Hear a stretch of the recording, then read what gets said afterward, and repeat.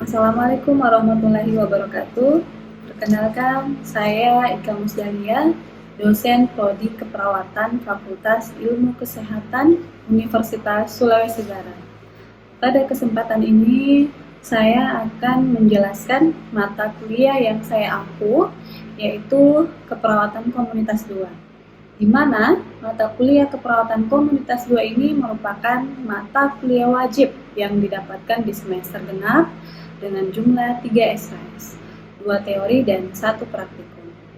Adapun capaian pembelajaran mata kuliah Keperawatan Komunitas 2 ini, di mana mahasiswa mampu menyusun rencana asuhan keperawatan komunitas, fokus pada peningkatan kesehatan dan pencegahan penyakit minimal pada area sekolah dan kesehatan kerja, dengan menggunakan langkah proses keperawatan komunitas dan pelaksanaannya menggunakan pembelajaran berbasis proyek pengabdian masyarakat. Adapun deskripsi mata kuliah dari Keperawatan Komunitas 2, di mana membahas tentang asuhan keperawatan komunitas dan pembahasan terkait isu dan kecenderungan masalah kesehatan komunitas dalam konteks pelayanan kesehatan, utama dengan penekanan pada peningkatan kesehatan, pencegahan penyakit, dan pemeliharaan kesehatan.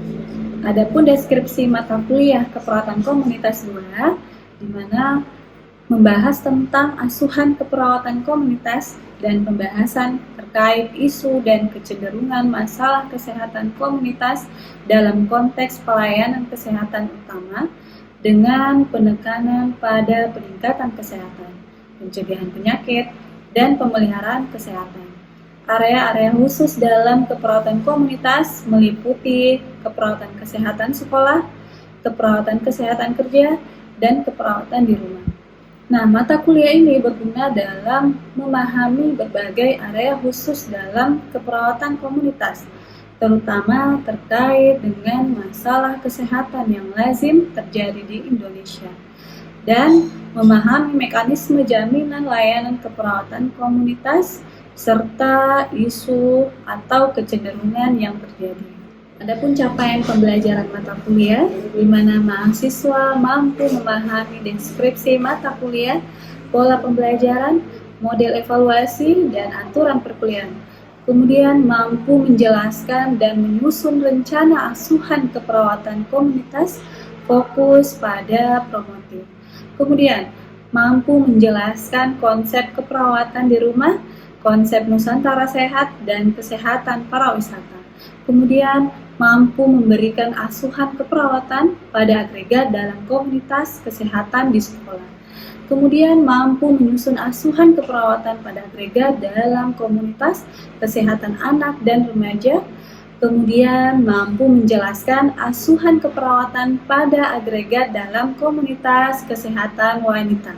Kemudian mampu memberikan asuhan keperawatan pada agregat dalam komunitas populasi rentan, penyakit mental, kecacatan, dan populasi terlantar. Kemudian, mampu memberikan asuhan keperawatan pada agregat dalam komunitas kesehatan lansia. Kemudian, mampu memberikan asuhan keperawatan pada agregat dalam komunitas dengan masalah kesehatan populasi seperti penyakit infeksi. Nah, kemudian mampu memberikan asuhan keperawatan pada agregat dalam komunitas masalah kesehatan populasi, misalnya penyakit kronis, kemudian mampu menguasai konsep dan prinsip manajemen dalam pengelolaan posbindu PTM. Kemudian mampu memberikan asuhan keperawatan dengan mengembangkan terapi komplementer. Kemudian mampu menguasai skill dalam penerapan terapi komplementer. Adapun sistem pembelajaran yang saya gunakan selama masa pandemi kemarin, khususnya di Universitas Sulawesi Barat, di Fakultas Ilmu Kesehatan, di mana saya lakukan secara hibrid, di mana ada 2 metode pembelajaran, yaitu metode luring dan metode daring, baik teori maupun praktikum. Nah, untuk mendukung pembelajaran melalui daring, biasanya saya menggunakan aplikasi Zoom Meeting dan Google Meeting. Sementara untuk pengumpulan tugas, saya menggunakan aplikasi Google Classroom dan WhatsApp Group. Nah, untuk mengukur pemahaman mahasiswa, biasanya saya melakukan penilaian dengan cara memberi kuis di akhir presentasi materi. Dengan diberikannya kuis, mahasiswa biasanya lebih antusias dan menstimulasi kembali ingatan mahasiswa terkait materi yang telah diberikan sebelumnya. Adapun metode pembelajaran yang saya terapkan adalah metode ceramah, diskusi kelompok, kemudian ada juga studi kasus, di mana metode ceramah dilakukan agar mahasiswa dapat berinteraksi langsung dengan dosennya, sementara untuk diskusi kelompok dapat meningkatkan keaktifan dan kreativitas mahasiswa sehingga menumbuhkan semangat bagi semua mahasiswa. Kemudian untuk studi kasus biasanya saya berikan soal kasus, kemudian mahasiswa menganalisis, kemudian mereka memecahkan dengan membuat perencanaan keperawatan komunitas. Nah, untuk mempermudah dalam membawa materi, saya menyiapkan slide presentasi, buku ajar, sedangkan untuk praktikum saya sediakan modul praktikum agar mahasiswa mudah menguasai teknik, prinsip, dan prosedur pelaksanaan asuhan praktik keperawatan yang dilakukan secara mandiri atau berkelompok pada bidang keilmuan keperawatan komunitas. Untuk evaluasi pembelajaran, di mana dalam sistem penilaian dapat dilihat dari keaktifan mahasiswa saat perkuliahan sedang berjalan, termasuk kehadiran minimal 80%, kemudian nilai tugas 20%, keaktifan saat mengikuti kuis 10%, kemudian ujian tengah semester 25%, dan ujian akhir semester 35%. Berikut ini saya tampilkan video pengajaran di kelas terkait mata kuliah ini. Selamat menyaksikan. Assalamualaikum warahmatullahi wabarakatuh. Waalaikumsalam warahmatullahi wabarakatuh. Selamat siang. Salam sejahtera bagi kita semua. Alhamdulillah pada kesempatan ini kita kembali pada buka mata kuliah keperawatan komunitas 2, ya, di mana pada hari ini kita akan mempelajari mengenai keperawatan komunitas anak seusia sekolah, ya. Di minggu lalu kita sudah membahas mengenai promosi kesehatan, ya. Ada yang masih ingat apa yang dimaksud dengan promosi kesehatan? Coba, ya, silakan. Promosi kesehatan adalah proses yang memungkinkan orang untuk meningkatkan kontrol atas kesehatan mereka atau masyarakat. Betul ya. Jadi promosi kesehatan atau yang disebut dengan promotif itu adalah upaya untuk menyusun kesehatan secara keseluruhan, ya, memberikan edukasi kesehatan kepada masyarakat dan sebagainya. Ya. Jadi adapun capaian pembelajaran pada keperawatan komunitas 2 ini tentunya pada anak usia sekolah, di mana kalian diwajibkan mampu menjelaskan konsep kesehatan anak usia sekolah, ya. Kemudian mampu menjelaskan masalah kesehatan anak usia sekolah. Kemudian mampu menjelaskan program usaha kesehatan sekolah. Kemudian mampu menjelaskan konsep keperawatan komunitas anak usia sekolah, ya. Jadi itu capaiannya, ya. Jadi Ibu harap adik-adik sekalian mampu menguasai keempat sub materi yang sudah saya tampilkan di atas, ya. Oke, selanjutnya kita memasuki keperawatan komunitas, ya. Jadi sudah tadi ya bahwa keperawatan komunitas itu adalah praktek promotif, ya. Jadi adanya suatu perlakuan atau tindakan bagaimana supaya untuk mendeteksi atau untuk mencegah terjadi suatu penyakit pada masyarakat, maka perlu adanya upaya peningkatan kesehatan ya, dengan cara melakukan pendidikan kesehatan ya. Oke, dengan menggunakan pengetahuan ya. Kemudian dengan menggunakan ilmu keperawatan ya. Apalagi adik-adik. Oke, apa yang dimaksud dengan anak usia sekolah? Ada yang tahu? Apa itu anak usia sekolah? Usia sekolah ya. Ada yang bisa jelaskan? Oke, Mary, silakan. Ibu, jadi anak usia sekolah itu adalah usia sekolah adalah anak yang berada pada usia 6 sampai 12 tahun. Ada juga yang mengatakan 7 sampai 12 tahun. Oke, betul ya.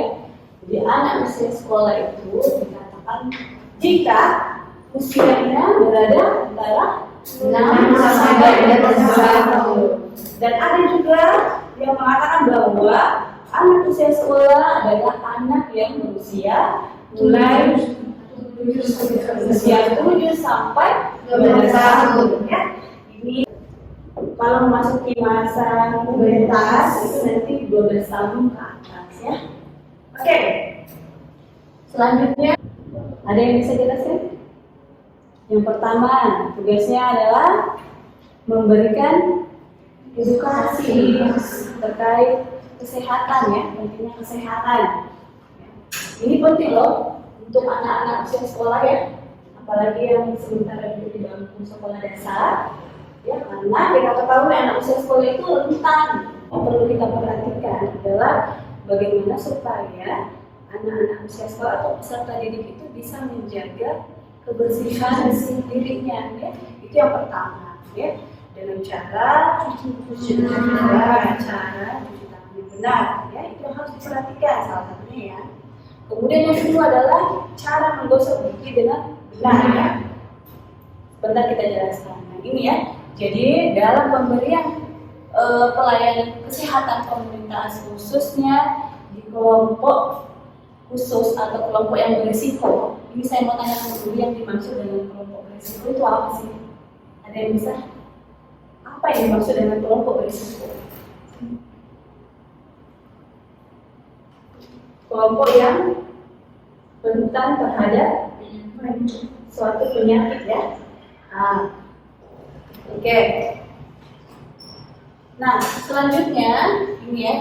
Jadi kelompok khusus itu adalah kumpulan individu atau kumpulan orang-orang yang ada di dalamnya yang memiliki kesamaan jenis ya, kesamaan jenis kelamin, kesamaan usia ya, kesamaan permasalahan. Makanya disebut dengan kelompok khusus ya, itu. Jadi ini sangat menjadi perhatian komunitas yang ada di lingkungan sekolah. Kita memasuki proses keperawatan. Jadi untuk asuhan keperawatan komunitas di sekolah, ya, jadi ini merupakan bagian dari pelayanan keperawatan, ya, pelayanan keperawatan kesehatan komunitas secara keseluruhan, ya, yang mana dilakukan untuk mengidentifikasi, ya, atau untuk mencegah terjadinya suatu penyakit atau masalah, ya. Jadi secara keseluruhan, ya, secara berkesinambungan itu berkaitan ya. Jadi dalam memberikan asuhan keperawatan, kita mulai dari pengkajian, ya.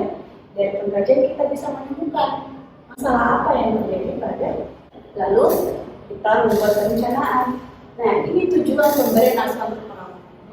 Selanjutnya tujuan pemberian asuhan keperawatan ya dalam pemberian pelayanan kesehatan di sekolah adalah yang pertama, meningkatkan kemampuan bersehat. Ya.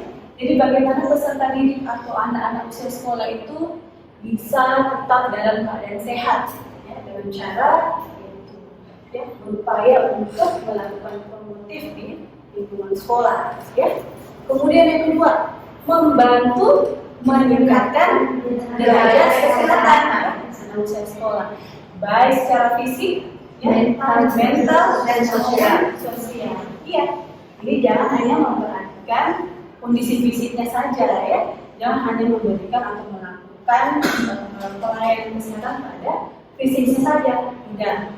Tetapi juga keadaan mental itu harus diperhatikan. Contohnya nih ya, ada anak usia usia sekolah yang mengalami misalnya gangguan pendengaran atau gangguan penglihatan. Kira-kira kalau misalnya di dalam kelas, apakah tidak dibully oleh teman-temannya? Dibully ya, ada yang dibully ya. Dari beberapa anak-anak yang sempat saya lihat sebelumnya, itu mereka mendapatkan perlakuan yang kurang menguntungkan bagi dirinya. Ada yang membuli, ada yang mengejek, sama ya, ada yang mengatakan bahwa kasihan tidak melihat dan sebagainya, sehingga tentu keadaan mentalnya akan terganggu dan ini akan mempengaruhi kondisi fisiknya. Jadi selalu mempengaruhi semua deh. Jadi bukan cuma dari segi fisiknya saja yang diperhatikan ya, dari segi mental dan juga sosialnya pun juga sangat terganggu ketika Anda mengalami. Kemudian yang ketiga adalah membantu anak sekolah melewati fase tumbuh kembangnya. Iya, kalau anak-anak usia sekolah, yang anak sekolah dasar itu mereka baru saja memasuki pendidikan, di mana di bangku sekolah dasar tersebut anak-anak usia sekolah itu baru saja mengalami fase pertumbuhan ya. Jadi sehingga sangat membutuhkan yang namanya pendidikan atau pengetahuan kesehatan mengenai makanan bergizi misalnya ya, pemahaman kepada peserta didik terkait menu seimbang. Karena rata-rata di sekolah itu kebanyakan anak-anak usia sekolah itu jarang ada yang mau sarapan pagi, bahkan makan siang pun jarang ya. Karena mereka lebih memilih cemilan ya, lebih banyak memilih makan makanan ringan dibanding makan makanan bergizi ya. Sehingga anak-anak usia sekolah tersebut lebih memilih untuk jajan ketimbang makan makanan seperti nasi, makanan seperti ikan ya. Padahal kita ketahui makanan pokok itu sangat penting untuk pertumbuhan dan perkembangan anak ya. Paham sampai di sini? Kemudian memiliki lingkungan sekolah yang sehat ya, serta meningkatkan tumbuh kembang yang optimal dalam rangka mengembangkan manusia yang berkualitas ya. Jadi ini jadi bagaimana supaya menciptakan sumber daya manusia yang berkualitas, cerdas ya. Maka perlu diperhatikan itu asupan gizinya yang utama. Perlu dilakukan upaya peningkatan pemahaman gizi seimbang ya, menu seimbang. Oke, kemudian fokus utama kegiatan pelayanan keperawatan kesehatan komunitas. Apa fokus utamanya? Coba nih baca dulu kan. Apa fokus utamanya? Yang pertama, meningkatkan pengetahuan dan keterampilan. Yang kedua, membimbing dan mendidik individu, keluarga, kelompok, dan masyarakat. Yang ketiga, menanamkan pengertian kebiasaan perilaku hidup sehat sehingga mampu memelihara dan meningkatkan derajat kesehatannya. Oke, bagus ya. Jadi fokus utama kegiatan pelayanan kesehatan di lingkungan sekolah adalah yang pertama meningkatkan pengetahuan. Ini yang pertama paling pokok nih. Jadi ketika anak-anak usia sekolah itu sudah mengetahui bahwa kita harus melakukan mencuci tangan rutin tiap hari, bukan tiap hari ya, sebelum makan atau setelah melakukan aktivitas itu penting dilakukan ya. Jadi dengan adanya pemahaman bahwa pentingnya mencuci tangan dengan benar, pentingnya menggosok gigi dengan benar ya, sehingga ada yang malas gosok gigi menjadi rajin gosok gigi ya. Kemudian membimbing dan mendidik individu ya ataupun keluarga serta kelompok dan masyarakat yang termasuk di lingkungan sekolah, itulah yang dimaksud dengan kelompok ya. Jadi bukan cuma peserta didik saja yang dilatih, yang diberikan pemahaman, tetapi guru-gurunya, staf yang ada di sekolah ya, pegawai perpustakaan dan sebagainya ya. Jadi menanamkan pengertian ya, kebiasaan. Jadi harus juga diberikan contoh kepada peserta didik. Jadi guru juga harus memberikan contoh kepada anak-anaknya. anak-anak peserta didiknya ya, termasuk juga petugas kesehatan yang ada di lingkungan sekolah. Ya. Sehingga anak-anak peserta didiknya bisa mengubah perilaku hidup sehat yang tadinya tidak sehat menjadi sehat ya. Nah, kemudian meningkatkan derajat kesehatannya. Jadi ini fokus utama kegiatan pelayanan keperawatan komunitas khususnya di lingkungan sekolah ya. Paham ya? Oke. Nah, ada pun faktor risiko atau masalah yang sering terjadi pada anak-anak usia sekolah. Yang sering terjadi pada anak-anak SD kira-kira apa saja? Gizi kurang, ya. Terus apa lagi? Obesitas. Ya, obesitas. Apa itu obesitas? Ya, coba berdiri deh, besarkan suaranya. Obesitas adalah kelebihan asupan gizi Sekolah, ya. Yang menjadi keluhan bagi guru-guru adalah kebersihan dari siswa-siswi atau anak-anak usia sekolah yang di bawah sekolah dasar. Ya, jadi ada kurangnya personal hygiene, ya, kurangnya perawatan diri. Contohnya apa itu? Jarang mandi. Apa lagi? Jarang cuci tangan, ya. Apa lagi? Jarang gosok gigi. Jarang gosok gigi. Apa lagi? Jarang potong kuku. Ya, kukunya tidak dirawat. Ada itu hitam di kukunya, tidak dipotong. Nah, itu juga salah satu menjadi masalah. Ya. Ini menjadi bahan perhatian bagi kita semua nantinya ya. Cara-cara perawatan, ya risiko kecelakaan. Jadi ini juga menjadi masalah ya di lingkungan sekolah. Misalnya anak-anak berisiko untuk jatuh dari kursi misalnya. Ada yang manjat-manjat misalnya di jendela ya. Tiba-tiba jatuh misalnya, sehingga harus cepat pertolongan cepat ya. Tentunya nanti ada fraktur dan sebagainya. Kalau misalkan terjadi patah tulang langsung dirujuk ya. Kalau misalkan tidak bisa ditangani dengan cepat di sekolah, maka harus dirujuk ke rumah sakit. Oke, selanjutnya, nah ini kita masuk ke masalah gizi dulu ya pada anak usia sekolah. Ya, jadi anak-anak usia sekolah itu rentan mengalami defisit energi.